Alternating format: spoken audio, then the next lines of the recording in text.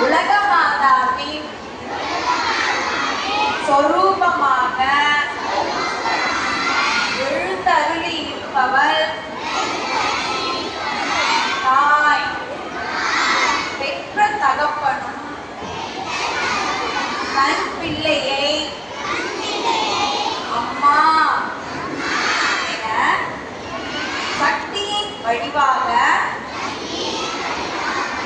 தாய்மையின் அம்சமாக